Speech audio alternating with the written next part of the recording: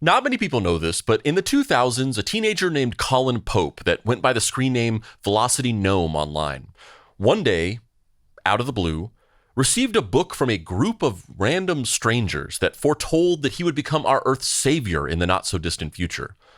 This was just the beginning of an elaborate, multi-year ARG that saw him flying around the country, solving mysteries, fighting bad guys, and starring in a rock opera. And the craziest thing is, he had no idea why or who was doing it.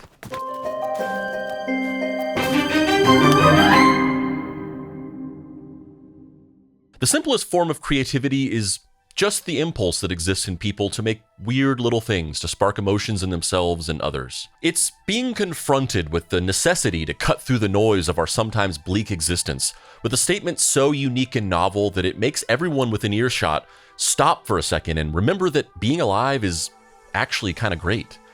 It's not content. It's the sheer abstraction of joy, pain, hope, or fear, calcified into something that you can actually touch. And when it works, it leaves you in awe. It makes you proud of the people who did it. It makes you envious. It humbles you. It makes you feel like you haven't done enough. It inspires you. Colin Pope was a 19-year-old living with his parents in the suburbs of Chicago in August of 2003. He was going to school and working a job. He also frequented the Something Awful forums, a sort of pre-Reddit hub for the weird underbelly of the internet that wasn't quite as dark as 4chan, where his username was Velocity Gnome. He had a quintessentially average life for a teenager in the early 2000s, but that was all about to change. In Colin's own words that open up the website he created to document the crazy experience we're about to go on. My name is Colin Pope. I am the savior of the future. Like most with the title of savior, I never went out looking for it. No, adventure found me. One evening, Colin was sitting in his room on his computer when the doorbell rang. His mom answered it and then came up to tell Colin that somebody was at the door for him, and he says he's from the future. Confused and intrigued, Colin went downstairs and came face to face with somebody about his age who said that his name was Zane Figium. He handed Colin a package wrapped in newspaper, told him it was from the future, and just left. Colin went back to his bedroom and opened the package. It contained a scrapbook titled Gem Missile, a tribute to Velocity Gnome. Colin thumbed through the book to discover that it was a collection of various photos and clippings that documented the last year of his life in oddly specific detail. It contained pictures and information about his friends and family and things he had said and done online as his alter ego, Velocity Gnome. It was clear from the specificity as well as how far it went back that this wasn't just a hastily thrown together prank meant to freak out some random kid. Whoever did this had spent weeks or even months meticulously gathering information and learning about Colin's life. The level of detail that had gone into whatever this was profound. As I'm sure you're already thinking by now, this could have all been very easily terrifying. In a time before social media, where we can now easily look up a stranger's life story and find thousands of pictures of them publicly, it would have taken someone days, weeks, months, or maybe years of deep research to put this book together. Who would do this? What are their motivations? Is this a stalker? Am I in danger? All completely reasonable, maybe even necessary questions to ask. Colin didn't ask any of that, at least not out loud. Instead, he scanned every single page of the scrapbook and uploaded them in a thread on the Something Awful forums, sharing his mysterious and exciting experience with his internet pals. He was 19 years old. As a kid, you don't have a full grasp on your own mortality. You're not always thinking clearly. Plus, and this might be a little hard for younger people to imagine, things were just different in the early 2000s. The internet was still relatively new. Things like cyberstalking and bullying hadn't become major issues. The potential for the mass connectivity and information footprint that the World Wide Web provided to be used for harm wasn't really at the forefront of anybody's mind. We just didn't really think about these things. But Colin was excited, amused, confused, maybe a little creeped out, and endlessly curious. Who the hell was this person and why had he done this? What was the meaning of the scrapbook or the CD? Why had he been chosen for this strange event? None of these answers would come, at least not for a while.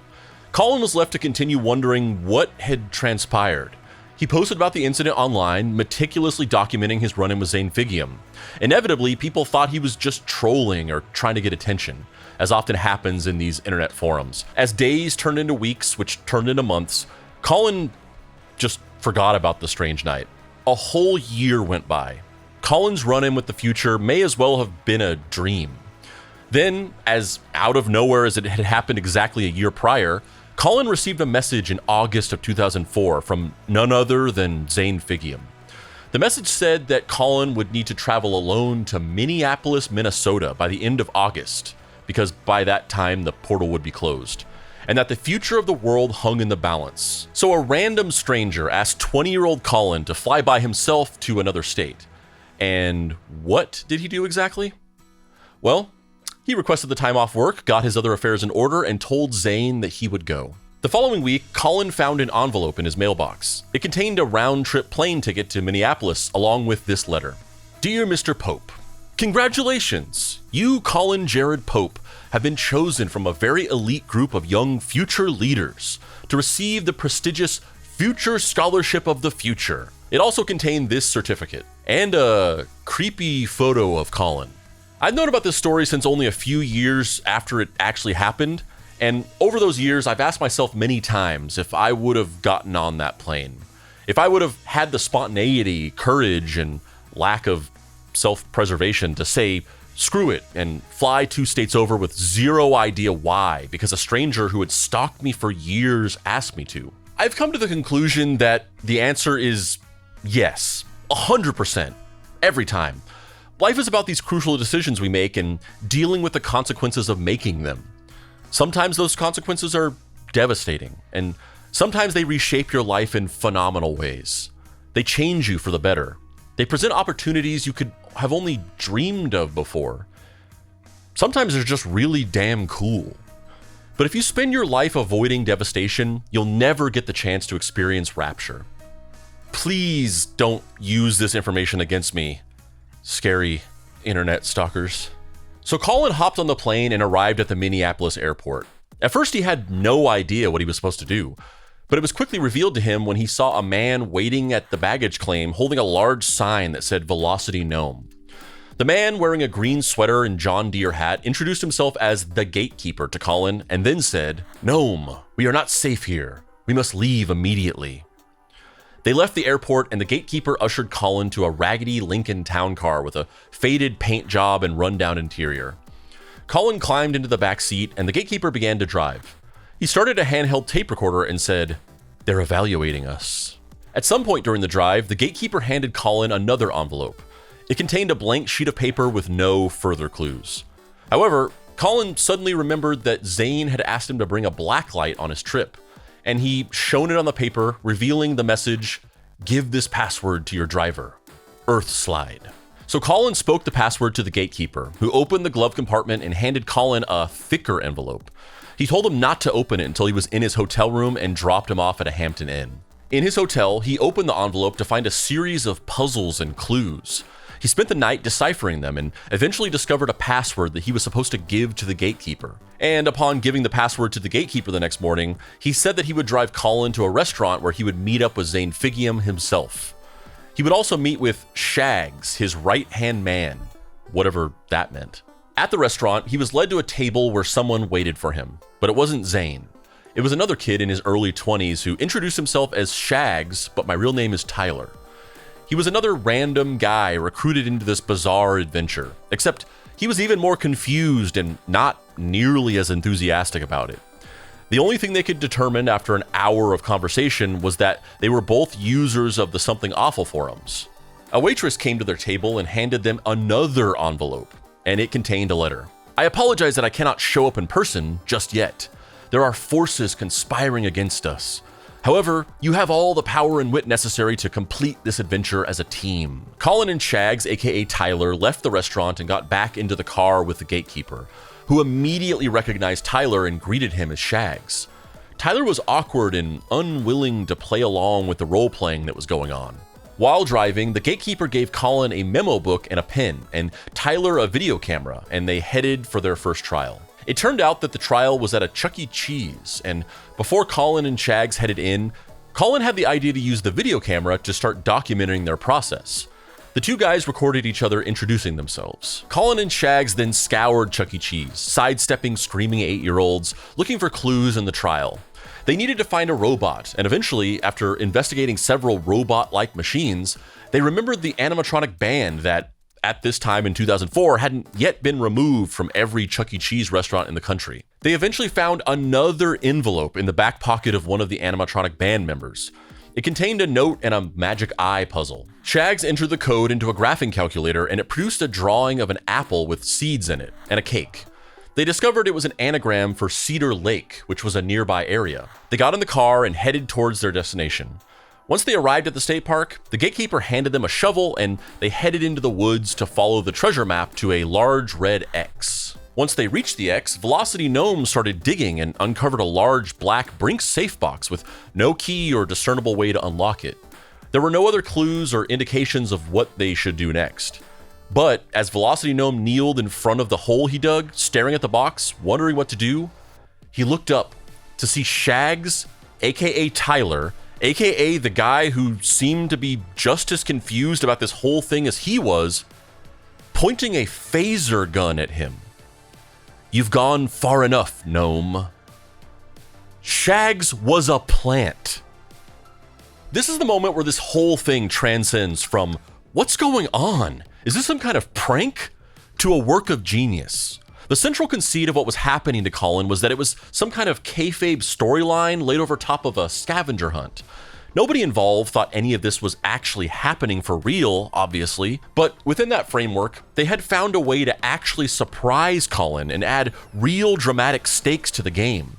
They used the fact that Colin knew none of this was real against him by creating a character that seemed like another regular person, that also didn't understand what was going on, only to reveal that he was actually much deeper in the Hall of Mirrors than he even originally thought. Colin was in disbelief. He had not seen this coming.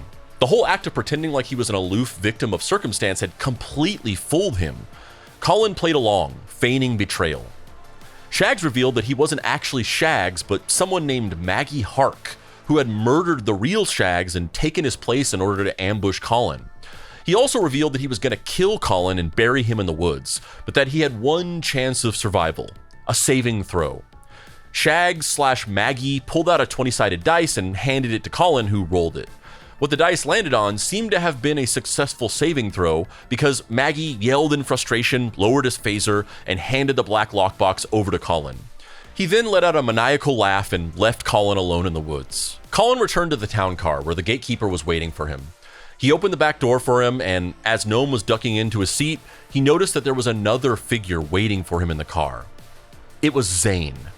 Zane explained to him that Maggie had escaped, but that Gnome had still saved the future. Colin also noted in his retelling of the story that Zane was wearing a jersey for something called the Futurettes, which appeared to be a basketball team from the future, which I thought was just a cool, subtle bit of world building. Zane went on to explain that Velocity Gnome was the leader of a resistance in the future, and his future self had prepared these trials for himself in the past to be a better fit to lead all of humanity. After their long car ride, they pulled up to the Minneapolis airport where they dropped Colin off to board his flight that they had perfectly timed to be departing shortly after he had solved the final clue and had his run-in with Maggie. As Colin was unloading his bags from the trunk of the town car, Zane turned to him and said, "Gnome, you have done well today. You have saved the future. I must leave you now, but do not forget the things you have accomplished today. Goodbye, my father." He threw him a key and the town car drove away. As Colin waited for his flight, he used the key to open the black lockbox he dug up in the park. It contained a few cryptic items as well as another intricately detailed scrapbook, this one titled Earthslide. And with that, Velocity Gnome flew home, having experienced something truly bizarre and unexplainable. He would have to wait another 6 months to find the next clue in his epic saga to save the future. In February of 2005, it had been 6 months since Colin's adventure in Minneapolis. He had documented the events and posted them in the Something Awful forums, and the story had actually blown up. Many people were invested in this mystifying situation and who could possibly be behind it. However, even with some viral buzz on the forum, the whole episode once again started to fade into the background radiation of Colin's normal life. That is until one day when he received a private message on something awful.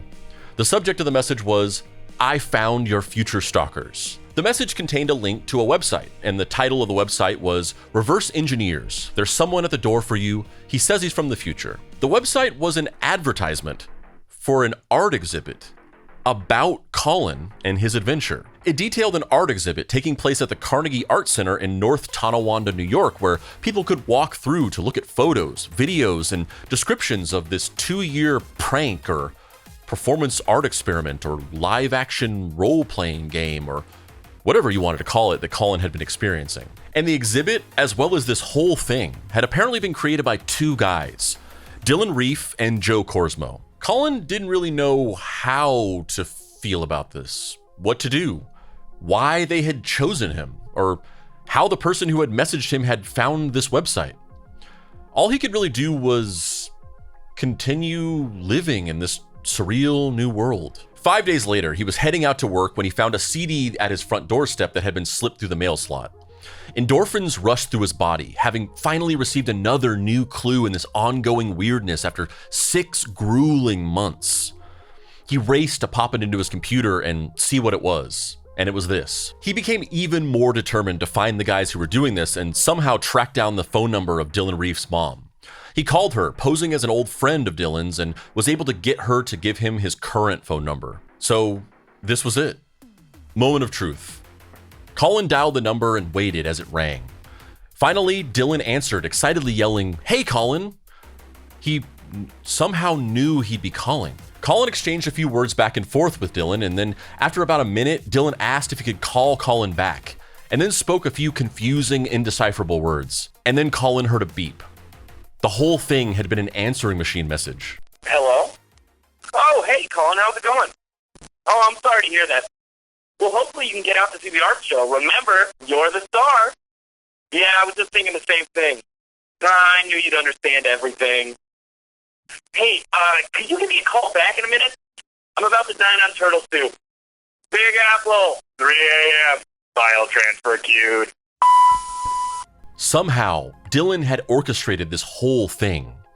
He knew that Colin would track down his phone number and call him only to hear his message.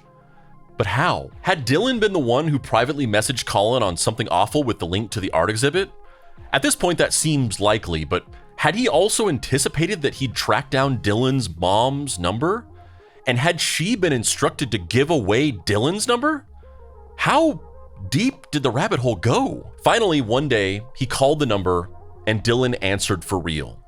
Except this time, he didn't refer to him as Colin. Dylan answered the phone and said, "Hello, Gnome.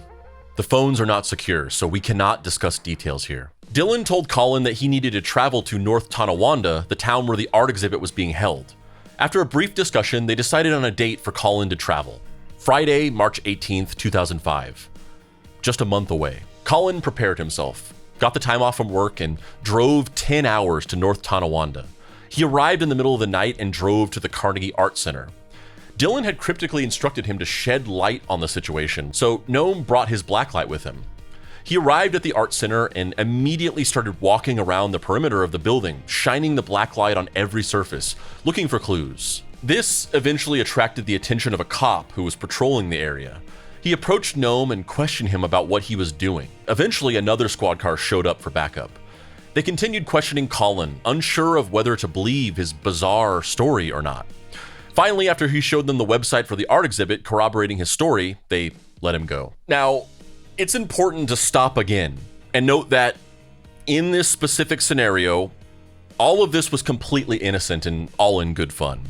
And Colin was into it from moment one, clearly, but there was so much that could have gone wrong, so much that could have been misinterpreted, so much that could have affected another type of person in a completely different way. Particularly in a situation like this, Colin could have gotten hurt or in serious trouble. As much as I love this story, the whole thing is caked in several layers of it being the early 2000s and nobody thinking any of it through properly. They were just flying by the seat of their Jinko jeans. But the next day, he went back to the art center. This is how Colin describes his experience seeing the exhibit for the first time. It was a very large room with many exhibits set up along the walls and on podiums. Mine was towards the back, and I went over to inspect it. Memorabilia from the events hung on the walls and sat on stands. The famous phaser, printouts of my original story from the internet, my plane ticket to Minneapolis, and more. Colin started shining his blacklight around the room and eventually found a message contained in a framed photo on the wall.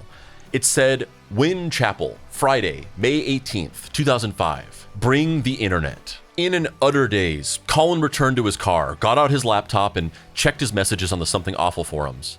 And lo and behold, he had one from Dylan. The message told him that the Wynn Chapel was a virtual location on the internet and that this next event on May 18th was going to be a battle taking place in a video game. When May 18th rolled around, Gnome joined the Wynn Chapel, which was a video game that had seemingly been created by Dylan and company for the purposes of furthering the story. Here is Gnome's recounting of the events that occurred in the game.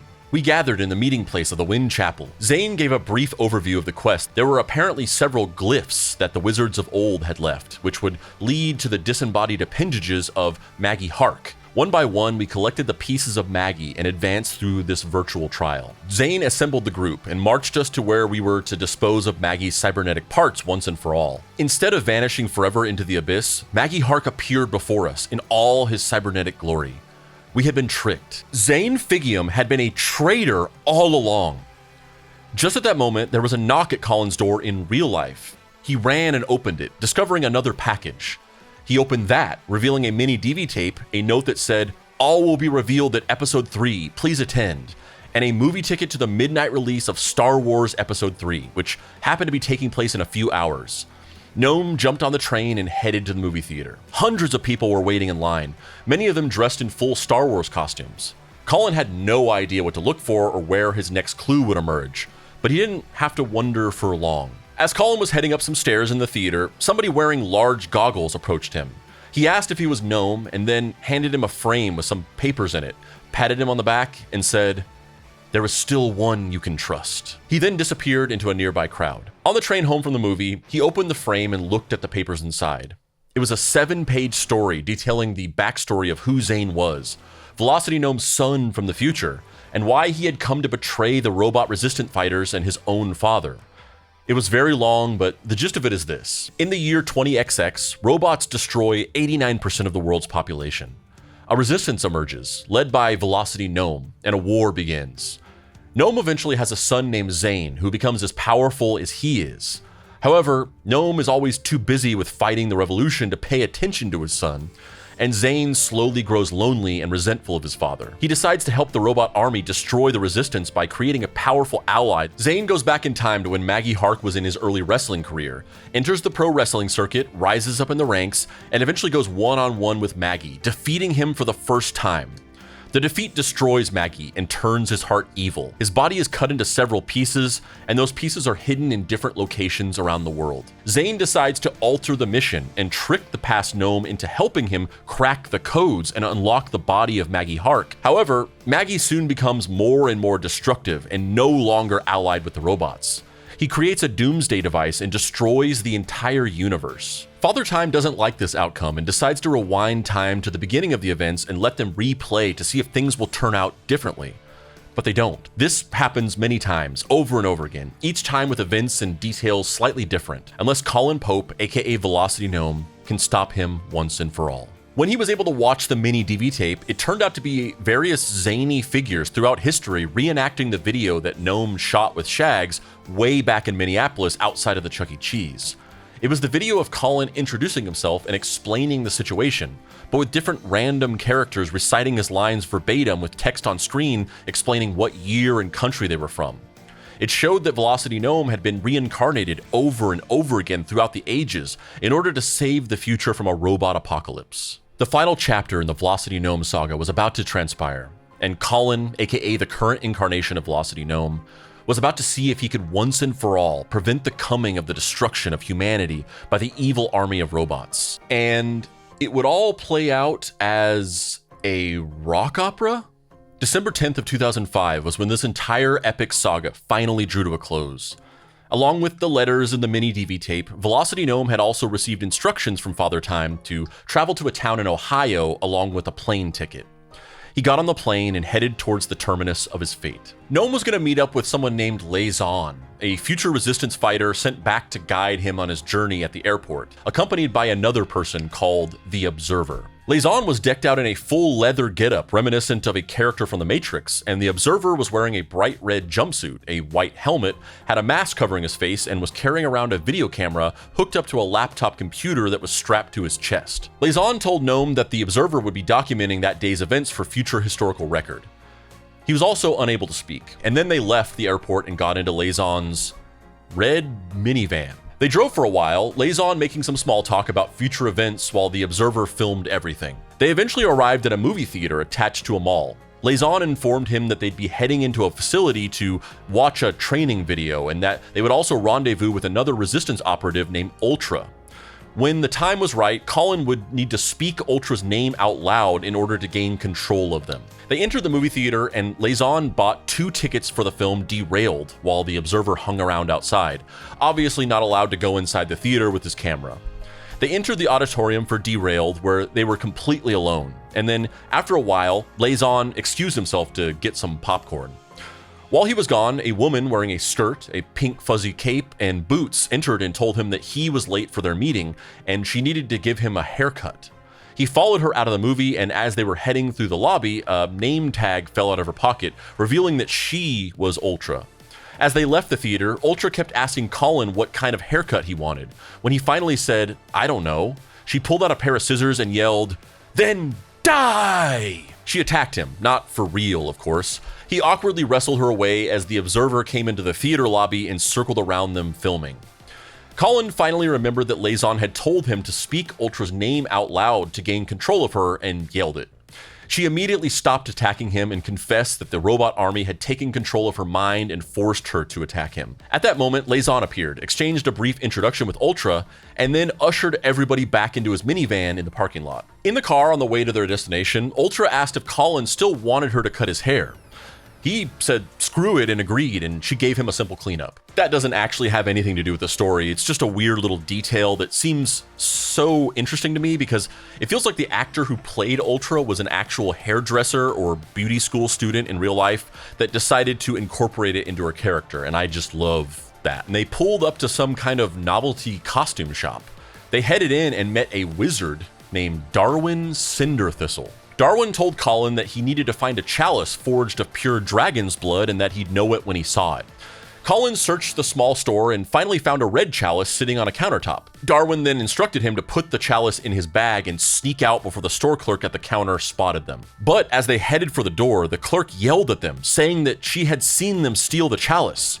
Darwin cast some kind of spell, the clerk fainted and fell to the ground.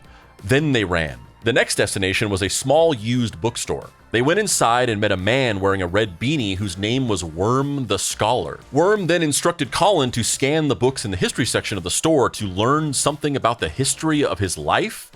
Colin started rifling through the rows of books, eventually finding a fully illustrated comic book called Velocity Gnome, The Father Time Loop, that retold the story of how Zane turned evil and Maggie Hark destroyed the universe. And I'm getting a little ahead of myself here, but I happen to have one of the only copies of this comic ever made. Only a few of these were made, one of them for Colin on the adventure, and then they made a few extra ones just to hand out to all the people who participated, and this is one of them. And this is so cool. I mean, I'm going to get to my gushing about this story later, so again, I'm kind of getting ahead of myself, but it's really cool to sort of like have this piece of like internet history in my possession. I've been so obsessed with this story for so long, and when they sent it to me, I was overjoyed. In a total rush at this point, Laison drove them to the Antioch Theater, where someone ran out of the building and whisked Colin away. Laison urged him to go, and Colin followed the man into the back of the theater. Inside of the theater, the man was rushing Colin through a hallway. He could see the walls were lined with photos of him on his various adventures. Somewhere in the theater, he could hear a large crowd chanting, "Velocity Gnome! Velocity Gnome!" over and over. There was some kind of music playing from a large sound system somewhere. The man brought Colin to a doorway behind the stage to the theater. He could hear the music, the crowd, and the commotion just beyond the door, louder now, and had no idea what was about to happen to him. He was confused, excited, and terrified all at once. Finally, the man urged him to go through the doorway, and Colin did, stepping out into a large theater stage decked out with tons of decorations and props. A band was playing the music from a platform on the stage up above him. There were hundreds of people in the audience screaming and roaring his name, and then a large group of dancers encircled him as the band began playing his own personal theme song. The best way I can think of to recount the rest of the events of this live rock opera that documented Velocity Gnome's adventures through time and his epic battle against his own son Zane and the evil Maggie Hark is to recite Colin's own first-person telling of the experience on thefutureshock.com, edited for time. I looked up, and in the corner of a circular screen, a large image of a man with a wild beard and goggles appeared, staring straight out at me. "I'm sorry," he said. "We haven't been properly introduced. I'm Father Time, owner and proprietor of time itself.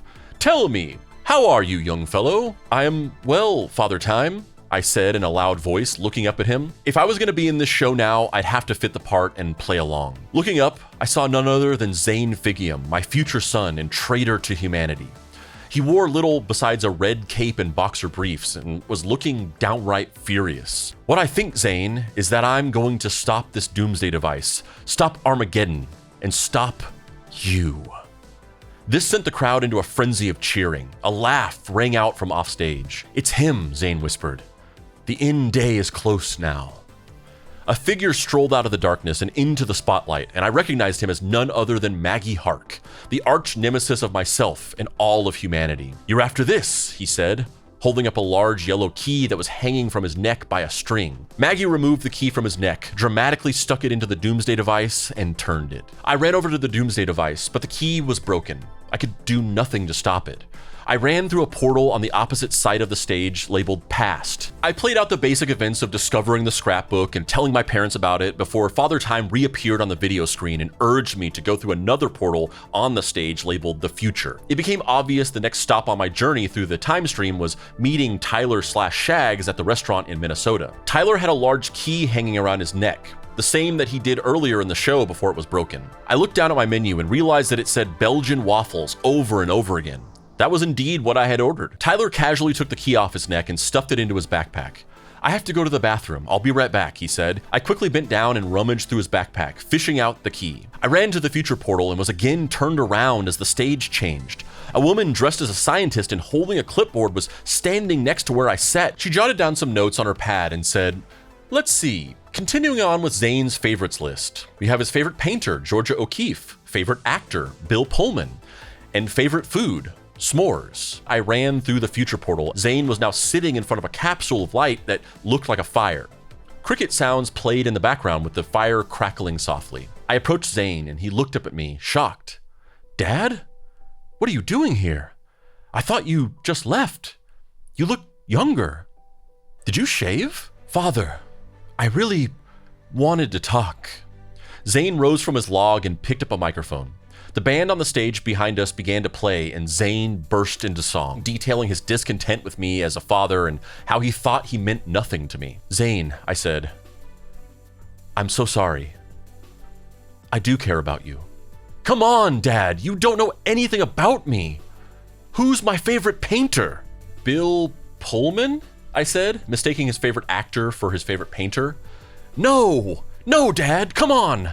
I thought you knew." The audience started whispering to me, reminding me of the answer. "Georgia O'Keeffe?" I said to Zane. After this, Colin and Zane are attacked by Cybears. Father Time tells Colin that he can't intervene in any more of the past, and he's forced to leave Zane to fight the Cybears by himself as he escapes into the future portal. He goes back to the beginning events of the play where he meets Zane, and then Maggie activates the doomsday device. Zane attacks Maggie, but Maggie mortally wounds him and then escapes. Colin goes and puts the key he retrieved from the past into the doomsday device, but needs the password, which Zane knows. Colin proves he cares about his son by repeating the list of Zane's favorite things to him. Zane finally realizes that his father does love him, gives him the password, and then dies. But before Colin can enter the password into the device, Maggie comes back and is about to shoot him with a phaser. However, someone shoots the phaser out of his hand from off stage, and then all the characters from the day, Ultra, Darwin the Wizard, Worm the Scholar, and Lazon, come on stage to aid Colin in the final battle. And as the lights came back up, all the characters slowly came back onto the stage.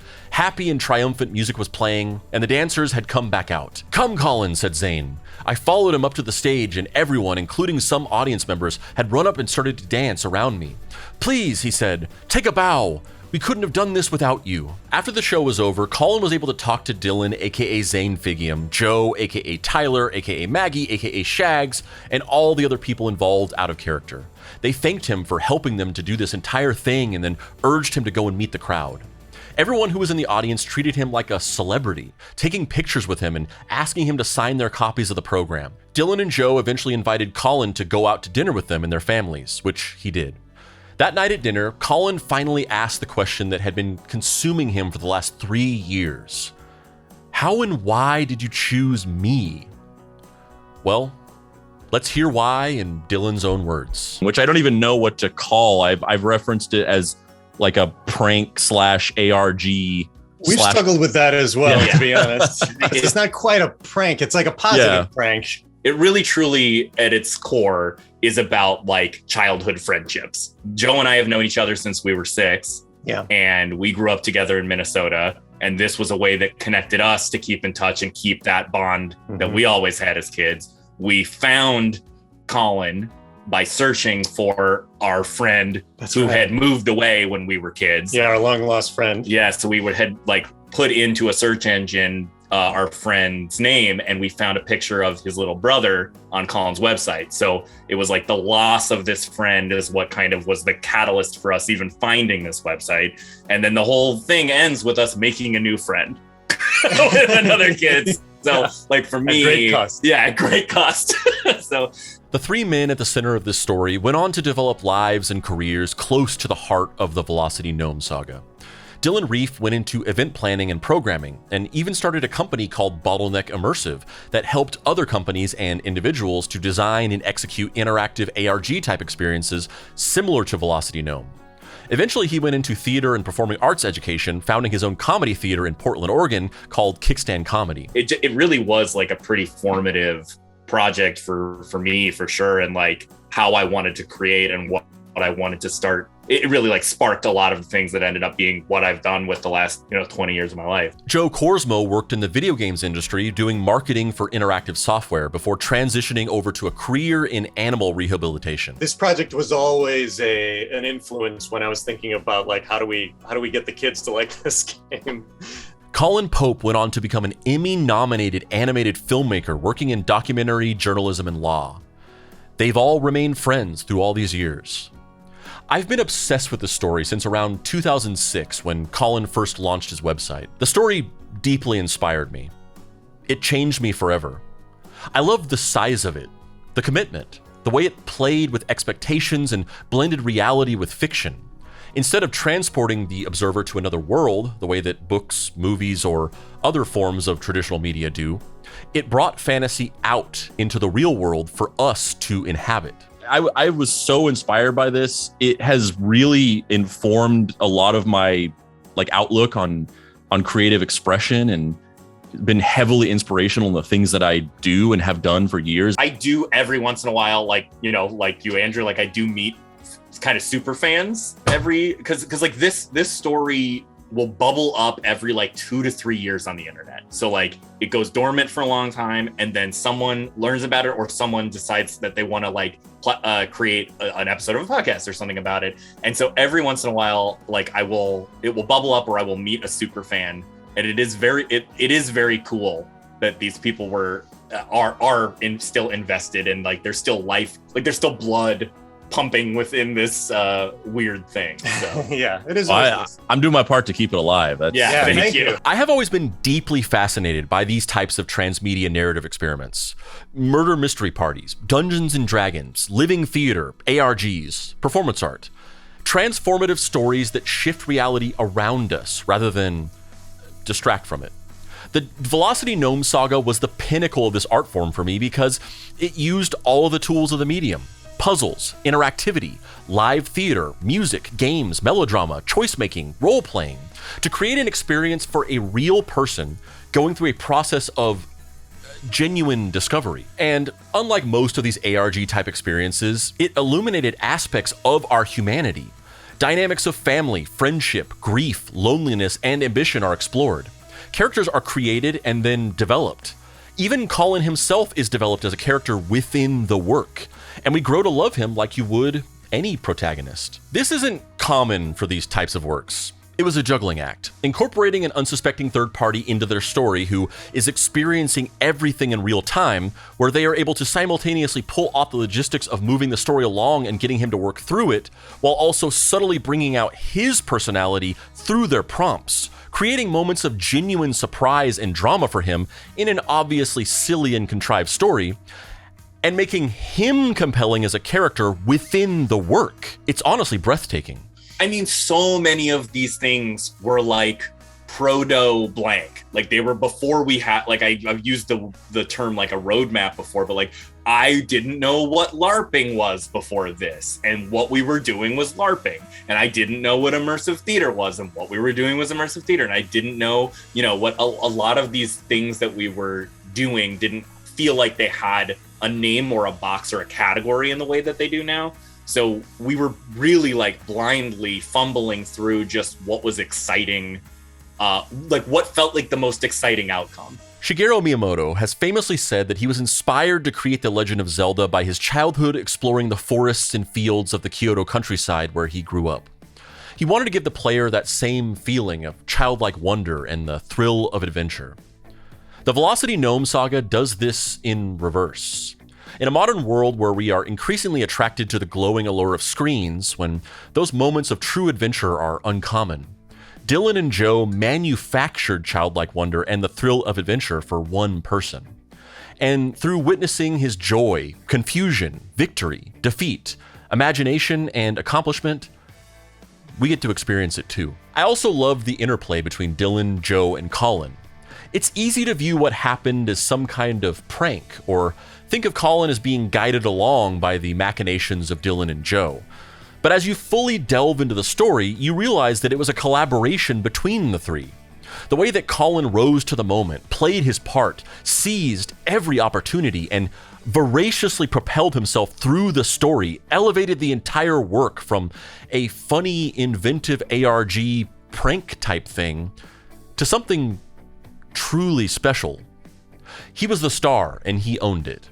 You can imagine it not quite working with anybody else. And then halfway through the rock opera, Colin actually enters. Everyone kind of loses their mind. And then Colin had to make the choice, like, are you going to play along with this, or are you going to freak out? Is it going to be too much? And Colin and the Velocity Gnome was always great. Like, he always went above and beyond in terms of like playing along and getting into it. Yeah, because I mean, I consider Colin a writer. Like, basically, Colin was creating this thing along with us, and it didn't work without him. The fact that he definitely is the third creator of the project, because if it was anybody else, it probably wouldn't be what it was. Throughout my late teens and 20s, I showed the story to anybody who would listen. Countless friends were subjected to my breathless retelling of the entire saga, much in the same way you have for this video, or at least they got the link to Colin's website emailed to them. It informed my creative voice. I wrote and produced hundreds of hours of live sketch comedy in my 20s, much of which incorporated bringing audience members into the story and turning them into the stars of the show, directly inspired by the Velocity Gnome rock opera. I went to film school and got a degree in transmedia, which is the art form of using multimedia to tell interactive stories that blur the lines between reality and fiction. I proposed to my wife using a day-long ARG where she became the main character in a live-action video game. As I've gotten older, though, I've realized that this 3-year-long experiment could have gone so wrong in so many ways. There were several times, such as when Colin was stopped by the police, where he could have gotten hurt or in trouble. It very quickly became obvious that the whole thing was a fun, good-hearted joke, but those first few moments of the saga could have been interpreted very differently by Colin. You could easily see another person feeling threatened by receiving a scrapbook of their life from a random stranger and getting the authorities involved. This could have gone terribly wrong with the wrong person, or approached in the wrong way. I mean, now looking back on it, I don't think that something like this could be made in the same way, obviously. But I also think that... You mean like today? Yeah, today. But I think that it really does reflect the time that it happened. And I never felt like it was an unsafe project. I think it was a risky. There were moments that, looking back on it, if I had to redo, there were safer ways to do things or less risky ways to do things. But I think overall, I feel good looking back about the level of consent that we got from Colin. It also feels unnecessary to even dwell on the what ifs. This all happened 20 years ago and everything turned out okay. The only reason why we even know about this story is because Colin chose to share it with the world by creating his website and publicly documenting it.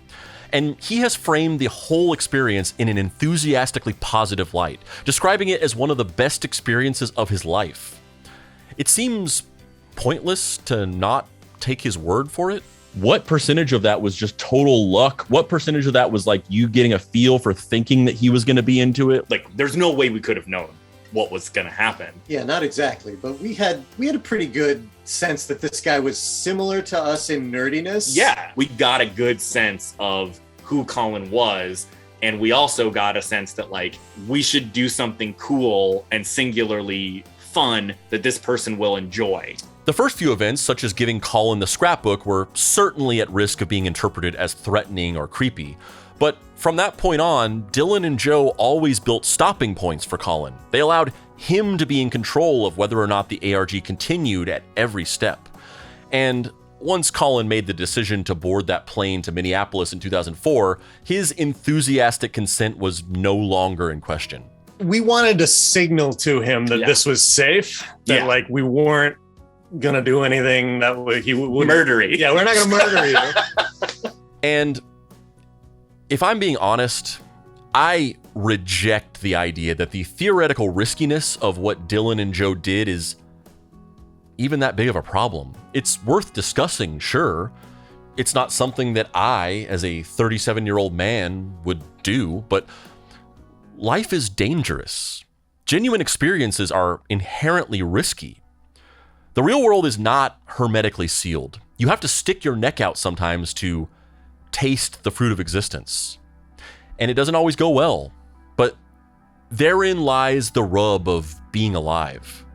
The idea that nothing scary, dangerous, or logistically fraught should ever be attempted is incredibly limiting of the human condition. It's also unrealistic.